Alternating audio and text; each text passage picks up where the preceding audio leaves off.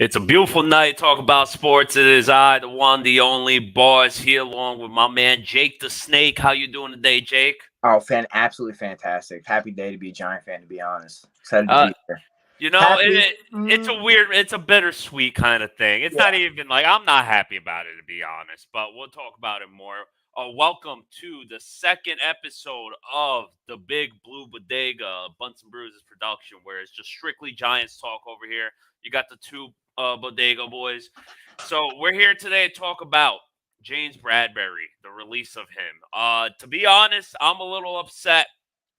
It had to be done, though. It is what it is. There's not much else you could do about it. It needed to be done because, just quite frankly, we didn't have the money without it. So James Bradberry got released 2 days ago, and due to this release, the Giants save, I believe it is 10 million in no correction, it is 11.2 million in cap space, which we needed, of course, because we needed to sign our just newly drafted draft class of 11 players, which is a lot more than the usual for the casual fans. Usual, let's just put it this way: every team they start off with no trades or whatever, one pick for every round, so you get 7 picks. So we got four more picks than usual. Uh, Other than that, though, what I'm a little upset about, Jake, the main thing I want to bring up before we start getting a little more in detail, we ate 2 million cap for no reason because had we cut him March 16th, I understand March 16th and now is a lot of time in between. A lot can happen, especially because there was a lot of chatter that it was very possible we were going to move on from him or just someone wanted him because it is a secondary, uh, needy league because it's a pass heavy league.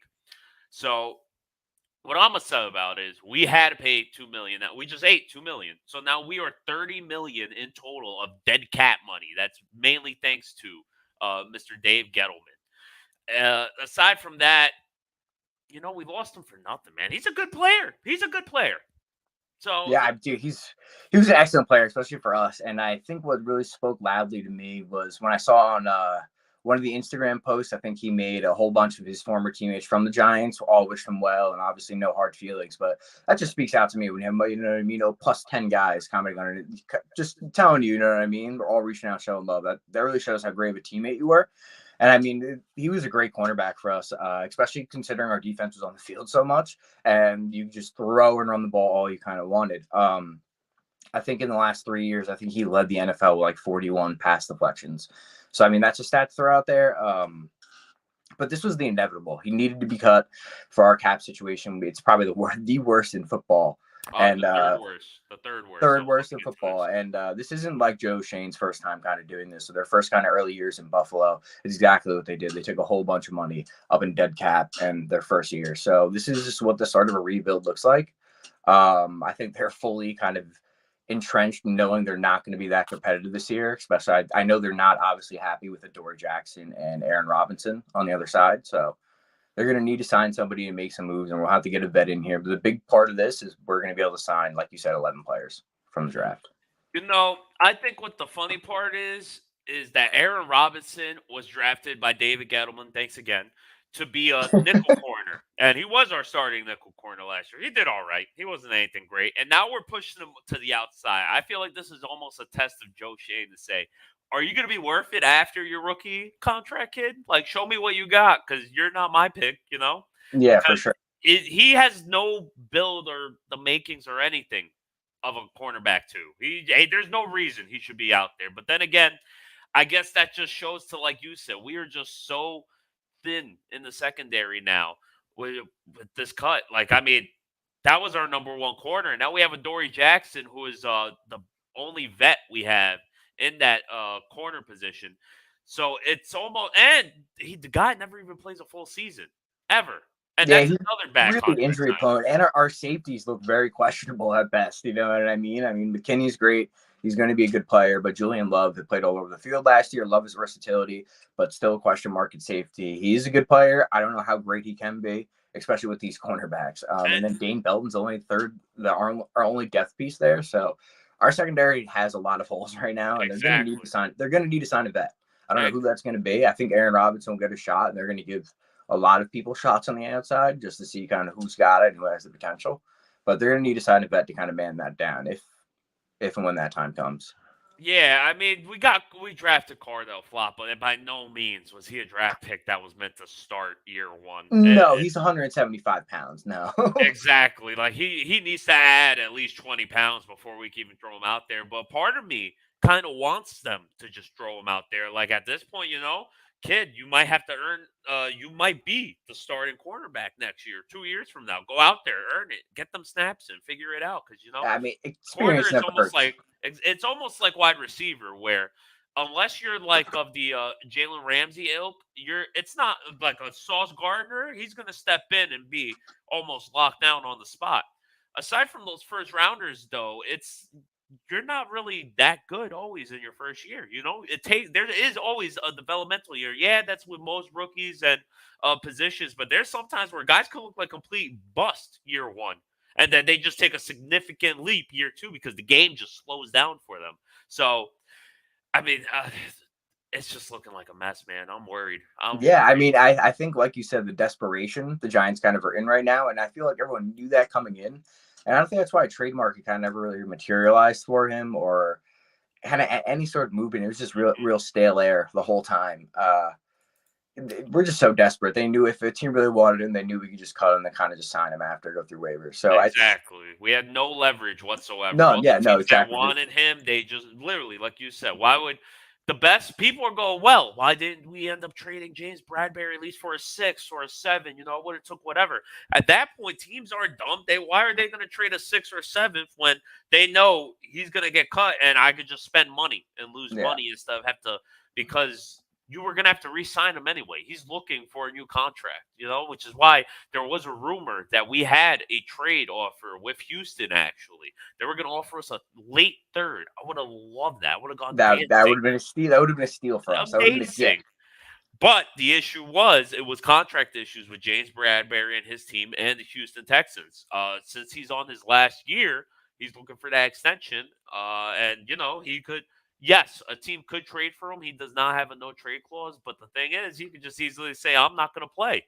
So why take that chance? Why it's a whole mess there. But just because there was no trade offers does not mean that there was no people willing for his market right now. He has several teams looking for him. He currently the biggest one I'm hearing a lot about, which is just worrying me a little bit, is the Philadelphia Eagles are number one team looking at him. He also has the Colts. We're hearing some whispers of the Raiders because Patrick Graham, former defensive coordinator, right there, and he did just have his best year last year with Patrick Graham. And the Raiders, man, that team's going up. Let me tell you. Also, the Chiefs, and then a couple other teams. The Texans are obviously on there, but they're dumpster fire. Unless they're paying him like 18 million a year, he's not going to Houston. It's just it's a messy situation, man. I mean, I honestly do think that our worst case scenario, kind of the nightmare situation here, he does go to the Eagles. I don't think a market will kind of materialize after the Chiefs just took Trent Duffy. I mean, maybe who am I to say? However they're comfortable they are. But yeah, the Colts I think would be great. I want him to play for a contender. I want him to play well. Hopefully, get a ring. He's a great player. He's a great teammate in the Giants, like we mentioned. So I kind of do think the worst case scenario here, he's going to wind up going to the Eagles. They need secondary help. They have the money for him. You know what I mean? And why wouldn't they? They're going to be a lot better this year than just acquiring AJ Brown. Jalen Hurts can take that next step. So I think it would be a win-win for both of them and a lose-lose for us. So For sure, it would hurt. It would hurt because I am a James Bradberry fan. Aside from the fact that we share the same first name, he is a really great player. Um, my biggest issue with this is, aside from him possibly playing in the division, because there's the fan in me. If you're a Giant, part of me wants you to be like F the Cowboys, F the Eagles, because it's just how it is. It's the NFC. It's the NFC least out here. Okay, yeah, right, we hate absolutely. everybody. We want blood. As Couch Coach says, it's different out here. It's it's a different environment in It, our world. but other than that, the other big issue with this I have is I want to know your thoughts on this. Is we got Wake Martindale as our defensive coordinator, and his system is almost entirely on depends on that man-to-man coverage and the secondary allowing the pass rush to get to the quarterback. So I'm worried, Giants fans, because we've been saying it all year, even on Butts and Bruises itself. We had during the Giants draft, not the Giants draft, the NFL draft review. We mentioned how that uh, Wink Martindale, he demands that, man. We got the pass rush, so it's gonna be rough this first year because our defense does not look as good as it has. Obviously, yes, we have two pass rushers now, but it's not gonna look amazing. Our linebackers are still an issue, as we said. The whole secondary is an issue. So, aside from tempering expectations when it comes to wins, Giants fans need to temper expectations with Wake Martindale himself because this system is not going to look good because he doesn't have the pieces he needs. If you look last year with the Baltimore Ravens, everyone got injured. They lost Marlon Humphreys. They lost their other corner and the safety. Marcus Peters. Marcus Peters, thank you. And the safety as well. So with all those injuries, the system looked terrible, and everyone knows Wink Martindale is not a bad defensive coordinator. He is one of the highest rep. I mean, yeah, look at the Ravens. I mean, the Ravens have always had an elite defense. And I wouldn't say elite, but they've always had a defense that was kind of top 10 in the league or very competitive. So he has a great scheme. And like you said, the biggest issue here with our secondary is that he is going to be blitzing almost everybody and hoping that man-to-man coverage can lock them down on an island, So the fact that we are only really going with Adoree Jackson and Aaron Robinson, that's really what we got right now. It's not going to be a pretty season. That's why I keep saying I think they are fully not intending to suck, but I think they are fully prepared to be bad. I think they are fully prepared to lose 14 games, 13 games, and be fine with that. And if you win more, hey, all to you, But I don't think Daniel Jones is the guy. I think that's a big reason. They still have a lot of players from David Gettleman era they need to get rid of. They need to get out of salary cap hell. These aren't things that are going to happen overnight. These weren't things that were going to happen right away in this offseason. So the Giants community need to just take a step back, relax, be happy with what we did in the draft, be happy that probably the only thing improved next year is going to be our defensive line. 100%. That is the only thing that's going to improve, and the offensive line. Offensive. Our lines are going to be improved, and we're actually going to have adults in the room that can actually call plays correctly. You know what I mean? Not coaches that were fired for a lack of offense creativity in Dallas, or Ben McAdoo who just runs a trio wide receiver set every other play. So we're finally going to get like an offensive mind. We got Mike Kafka's going to come in, and Brian Dabble, offensive minded coaches, and that's. We're going to be looking better scheme-wise. People are going to be playing in the correct way. So that's what we need to focus on, and then building off that for the next year. It can't be just focusing on winning this year because it's not going to happen. And the crazy part is when you really look at this draft as well, you don't need a home run. You just need a couple good players because when you really think about it, can you even really trust all the, scouts, the analytics, whatever the Giants brought forth to Joe Shane? Because clearly there's something we've been doing wrong for years that aside from the GM, we just as a franchise can't draft correctly. We haven't hit in very long. And if you look at it, he fired Chris Petit and the other guy already. Once the draft ended, he said, all right, get out of here, which is why also, as I mentioned previously in the last episode of Big Blue Bodega, there were reaches because those were guys they felt good about from Buffalo.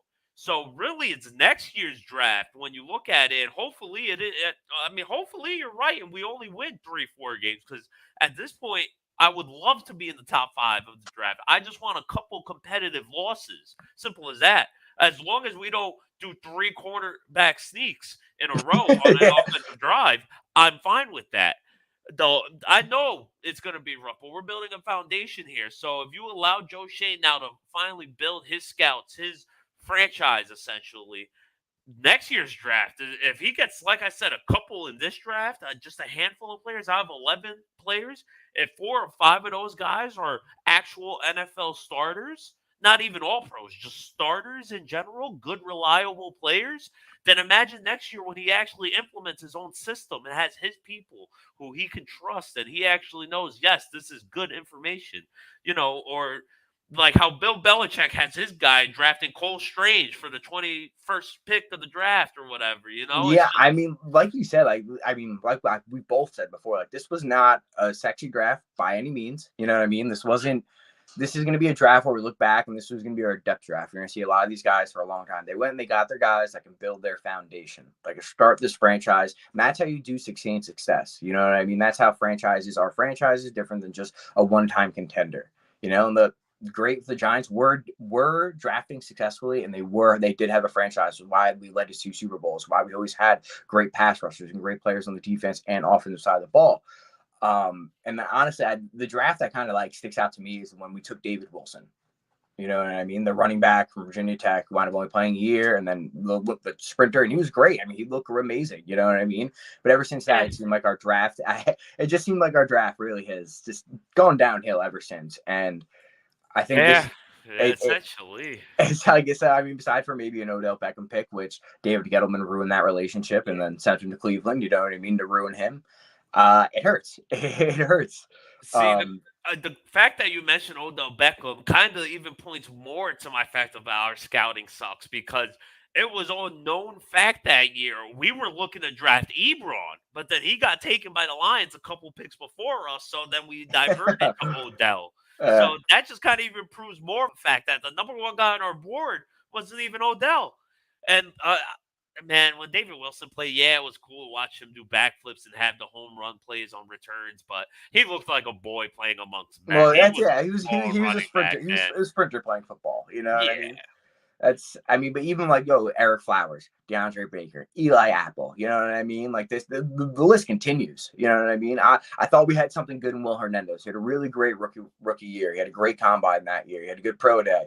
He could, like I said, a great rookie year, and then he comes in, he just slows down. He hasn't really progressed since then, and that's He's that's the only degressed, thing. if anything. He's gotten Yeah, worse. he's regressed. Yeah, he's gotten worse. And if that's the only thing that's really sticking out in some people's minds, you know what I mean? That's a testament. That's not good. You know what I mean? So hopefully, I think this is a good sign for the future. This James Bradberry release, like with the start of this conversation, this is a good sign for the future that we actually have adults in the room and competent people to kind of run this franchise. And you see that we're taking the steps that are like the franchise, like the Chiefs, the Ravens, who have sustained success over it. You see what they're doing. That's what we're trying to emulate. And so that's what I like to see, and that's what we all should hope to see in a franchise. You know, it's like you said, these moves, they might not be sexy, but they are the smart moves. And it They're was just like necessary. this episode. It wasn't sexy because it was a bittersweet episode, but it was necessary. And I'm glad we had this talk, Jake. You talked me off the ledge a little bit because I came in upset, but you know what? It was necessary. No, this day it was a necessary. It's a necessary evil. You know what I mean? Oh, of Um, course. there are some good things though that's happened in Giants news lately though. And Kayvon Thibodeau donated 50 grand to Puppies Behind Bar, a charity that supplies first responders and veterans with support animals, and that was to get the number 5 from Graham Gano. So that how was how do you think they came up with that number? You think it was just 5 all around? You think they said, yeah, I'm getting 5, put in 50K, and that's it? I mean, it's weird. I was actually I piqued my interest. So I started looking up some of the weird ones. You know, like what other people have done for numbers. Eli Manning actually, so when he came in as a rookie, he wanted number 10, and he actually sent Jay Feely, the punter, and his family to Florida on a paid vacation. That's cheaper than 50,000 though. I yeah, I Oh, mean, I that's a heard lot cheaper. yeah, I heard some weird ones. You know what I mean? Deion Sanders bought somebody BMW. You know what I mean? So I'm pretty sure AJ Burnett started someone's daughter's college fund. You know, it's like there have been people have gotten creative for sure. Jay Feely got to feel some type of way because you get a future Hall of Fame quarterback. I'll say it again: a future Hall of Fame quarterback's number. You sold it to him, man, and all you got was a paid vacation. You know, You got to pay there's vacation to people pay where for they yourself. spend exactly. There's people that if they pay enough in a casino, they get a free vacation. You know, man. So like, Literally. you got to feel some type of way. But other than that, man, that's interesting stuff. I gotta look more into this. But there any other words you want to say to the fans before we wrap it up tonight?